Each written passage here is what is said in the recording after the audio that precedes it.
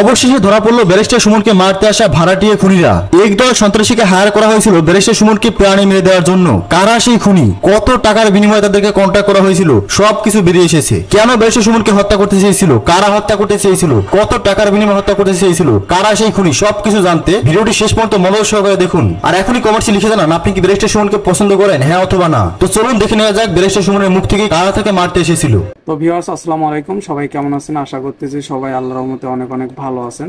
তো ব্যারিস্টার সুমন কি বলে এই সম্পর্কে তো আপনারা নিজেরাই শুনুন, ঠিক আছে? ভিডিওটি না টেনে সম্পূর্ণ দেখতে থাকুন। ইন্টারভিউতে শুরুতে জানতে চাইবো, হাইকোর্ট আপনাকে একটা উচ্চ মাত্রার প্রশংসা করেছে, কি কারণে এই প্রশংসাটা? হাইকোর্ট বলেছেন যে আমি অনেক পিআইএল যারা পাবলিক ইন্টারেস্টে মামলা করে তাদের অনেককেই দেখেছি যে অনেকেই হয়তো মামলা করে এই যে টিভি ক্যামেরাতে এসে পরে আর খবর নেন না। তা উনি আমাকে বললেন যে আমি আপনাকে বা আরো কয়েকজন আছেন যাদেরকে পাইছি যে যারা এক্সেপশন, তারা পুরো ব্যাপারটাকে সামনের দিকে নিয়ে যান। উনি আবার আরেকটা জিনিস বললেন যে আমি আপনাকে খুব অনেকদিন ধরে ফলো করতেছি, আপনি একটা গুড হার্ট, গুড সোল, অনেক ভালো হৃদয়ের মানুষ, আপনি এগিয়ে যান। তবে আপনি মনে রাখেন একটা গ্রুপ আপনার বিরুদ্ধে দাঁড়ায় গেছে যারা চাচ্ছে আপনার ক্যারিয়ারটা ধ্বংস হয়ে যাক। আপনি ওই যে ভালো মানুষের পিছনে তো শত্রুতা থাকবে, ঠিক আছে? সে ভালো কাজ করতেছে, এটা মানুষের সহ্য হচ্ছে না। অনেকের মনে করেন যে বিপদ আসতেছে, তাদের বাস দিতেছে, খারাপ কাজ থেকে বিরত থাকা লাগতেছে, এই জন্য হচ্ছে তার পিছনে শত্রু লেগে গেছে। একটু সাবধানে থাকবেন, উনি আমার এই বললেন আর কি। সাবধানতার বিষয়টা আসলে কি কারণে? আসলে উনি ওই যে বললেন যে একটা গ্রুপ আমার ক্যারিয়ার ডিস্ট্রয় করার জন্য লেগে পড়ে আছে এই কোর্ট অঙ্গনেই, তো এই জন্য ওনারা বলছেন আর কি যে একটু সাবধানে থাকার জন্য। কোর্ট আশা করতেছেন যে আমি এইভাবে আমার কাজগুলো চালিয়ে যাবো। কোর্ট শুধু আপনার এই কোর্ট অঙ্গনের পিআইএল নিয়ে কথা বলে নাই, কোর্ট বলেছে যে আপনি যে ধরনের কাজ করছেন, আপনার পোস্টগুলো দেখে, আপনার অ্যাক্টিভিটিসগুলো ফলো করে, এবং সে কারণেই বলেছেন যে আপনি যে কাজটি করছেন সেটিতে আপনি লেগে থাকেন। আমরা আপনাকে ইভেন বলেছেন যে আমি ব্যক্তিগতভাবে আপনাকে সাপোর্ট দিব, এরকম উনি বলেছেন যে আপনি অন্যান্য যে কাজগুলো করেন কোর্টের বাইরেও, এগুলো আমরা ফলো করি, এগুলো অনেক বেশি মানুষের কাজে লাগে এবং আমরা এটার ব্যক্তিগতভাবে কোর্ট বলেছেন আমি মনে করি যে আমরা আপনাকে সাপোর্ট দিই এই কাজগুলো যেগুলো মানুষের কল্যাণে কাজ হয়। হ্যাঁ, কোর্টের ব্যারিস্টার সুমন সাহেবকে কোর্টের যে সাহায্য, যে সুবিধা, সার্বিক সুবিধা, সেগুলো দেওয়া উচিত। এই হাইকোর্ট থেকে এত বড় ধরনের প্রশংসা পাওয়া একজন আইনজীবী হিসাবে কিভাবে দেখেন? না, আমি মনে করি দেখেন, একমাত্র বিধাতা জানেন, আমার আল্লাহ জানেন, আমার আল্লাহকে খুশি করার জন্যই আমি এই কাজগুলা করি। মানুষের কষ্টে সহ্য হয় না, এই জন্য দাঁড়াই যাই। মনে করি যাই হোক, আমি কিন্তু আপনি দেখেন এক পর্যায়ে বলছি যে দরকার হইলে যদি মনে করেন যে আমি গভর্নমেন্ট আইনজীবী, আমাকে আপনারা এইখান থেকে বাতিল করে দেন, আমাকে বিদায় করে দেন, তারপর আমি এই কাজগুলো করতে চাই। আর তাইলে বোঝেন, এত সুন্দর একটা মানুষ, তার কথা শুনে কি মনে হচ্ছে যে সে খারাপ লোক হতে পারে? আচ্ছা, ধরে নিলাম সে হচ্ছে খারাপ লোক, কিন্তু খারাপ লোক হোক, সে তো দেশের জন্যই ঘাটতেছে না, দেশের জন্যই কাজ করতেছে, মানুষের ভালো চাচ্ছে। এটা যদি খারাপ হয়ে থাকলে তাইলে উনি খারাপ। প্রশংসা, মানুষ প্রশংসা করে, এটা খুশি হওয়ার বিষয়, তবে সকল প্রশংসা আমার আল্লাহর উপর, যে তিনি হয়তো যার রহমতের কারণে আজকে আমি এই জায়গায় আসছি।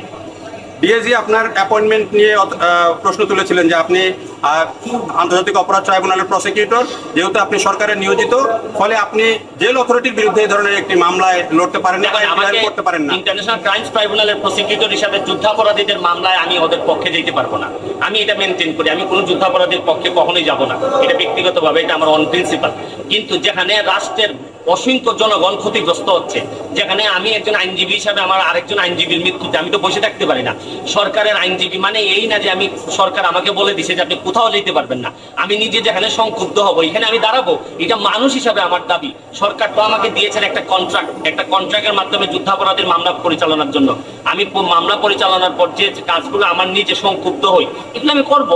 এখানে যদি করার কারণে যদি সরকার মনে করেন আমার বাদ দিয়ে দিবেন না। আপনার যে অ্যাপয়েন্টমেন্ট লেটার আছে, তার কথাগুলো আপনারা শুনছেন, সে কি বলছে, সে কতটা জনপ্রিয় মানুষ, সে হচ্ছে কতটা জনগণের কথা চিন্তা করতেছে, কতটা দেশের কথা চিন্তা করছে, সে তার কথা শুনলে আমরা বুঝতে পারতেছি, ঠিক আছে?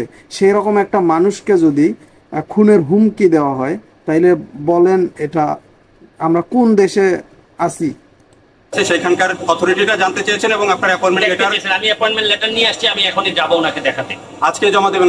আজকে জমা দেব। তার মানে যে চ্যালেঞ্জটা সরকার পক্ষ থেকে দেওয়া হয়েছে, ডিএজি দিয়েছেন, সেটি আপনি নিয়েছেন? জি জি, চ্যালেঞ্জ। আপনার অ্যাপয়েন্টমেন্ট লেটারে তেমন কিছু নাই? না, বান নাই, কোনো বান নাই যে আমি অন্য কোথাও মামলা করতে পারবো।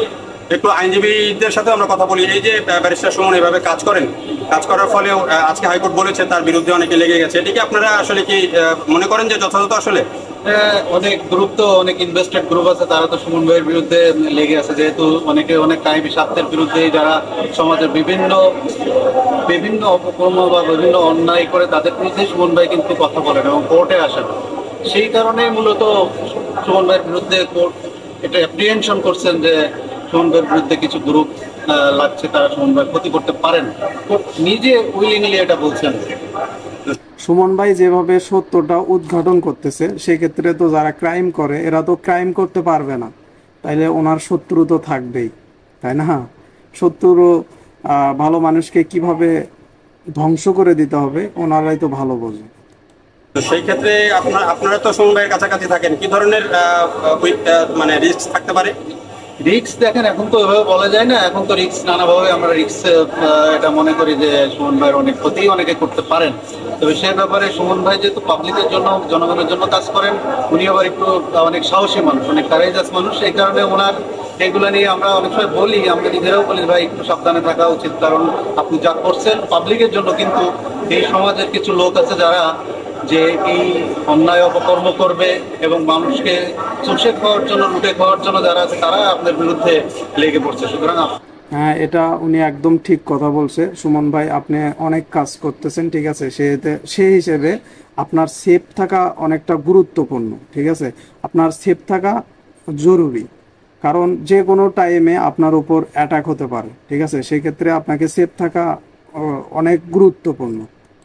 একটু সাবধান থাকা উচিত এবং আমরাও একটু বাইকে সবসময় একটু সাবধানে রাখার চেষ্টা করি। অনেক ধন্যবাদ আপনাকে। কথা বলছিলেন, সুমন ভাইয়ের সাথে কাজ করেন আরো একজন আইনজীবী।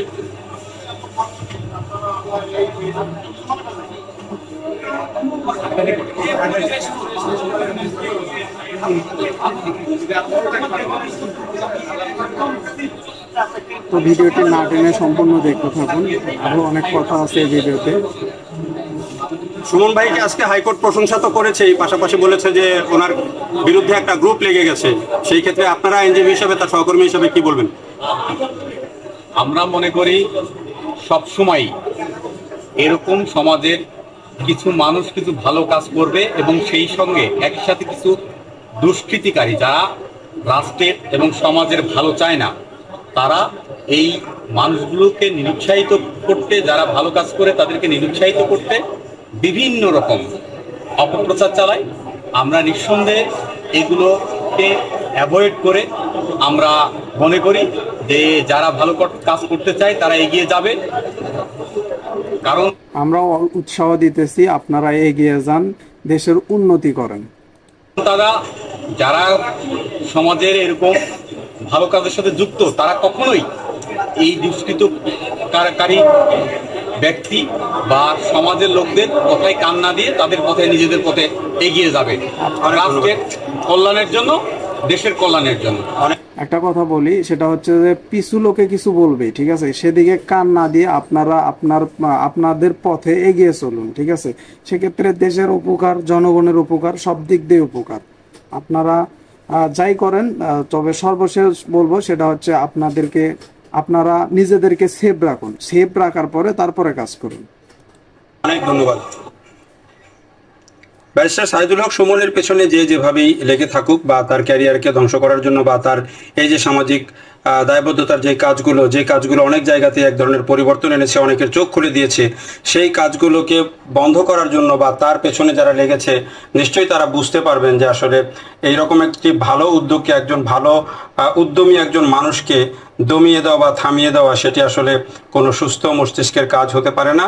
তাই আমরা আশা করব তার পেছনে যারা লেগেছেন, তার ভালো কাজগুলোকে, যারা তাকে ভালো কাজ থেকে বিরত রাখার জন্য চেষ্টা করছেন, তাদেরকে বলবো আসলে তার কাছ থেকে শিক্ষা নিয়ে নিজেরাও যেন মানুষের জন্য এভাবে কাজ করতে পারেন এবং তার মতো এমন সফল হতে পারেন, তার মতো এমন প্রশংসা যেন সবাই পান, সেই প্রত্যাশাই আমরা করি এবং সেই প্রত্যাশা নিয়ে এখনকার মতো ভিডিও থেকে বিদায় নিচ্ছি।